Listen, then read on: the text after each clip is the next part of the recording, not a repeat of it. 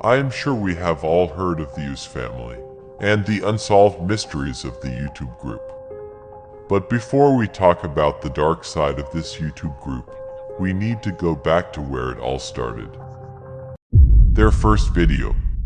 Their first video, titled Goose and Moose Visit Ohio and Roblox, was to members of the YouTube group Goose and Moose playing the Roblox game Ohio.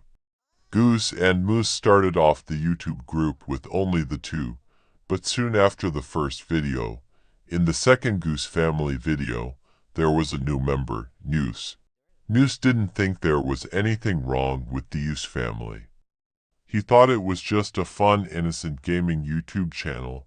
Little did he know he was very wrong.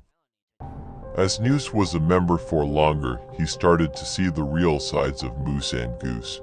He tried to play along because Moose and Goose had threatened him that if he told anyone about the group chat they were in, they would find him and hurt him.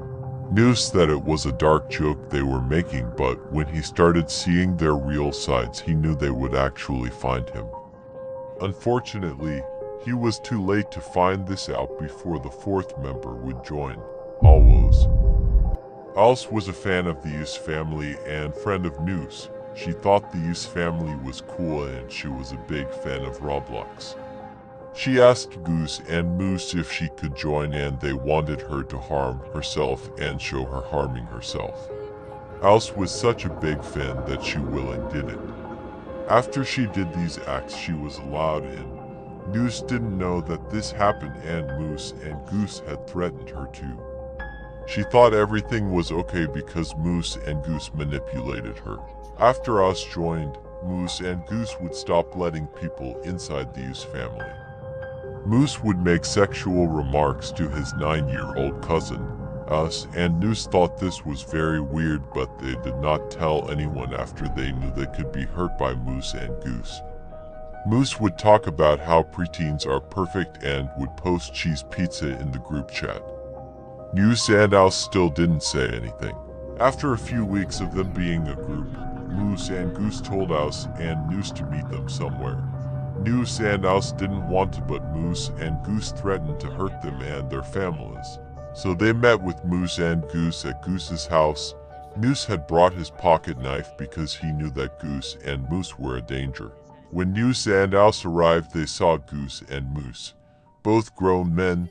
Oose and Ouse knew by now that they were both using voice changers to sound like kids, one of them being to sound like Beastly Bryson. They were going to frame him if they had ever gotten caught. Goose and Moose told the two to go inside. When they went inside, Goose and Moose started attacking and trying to tie up the two. Oose used his pocket knife and stabbed Moose 2 times in the neck, killing him. Goose was scared that his partner was just killed, so he kills Ouse.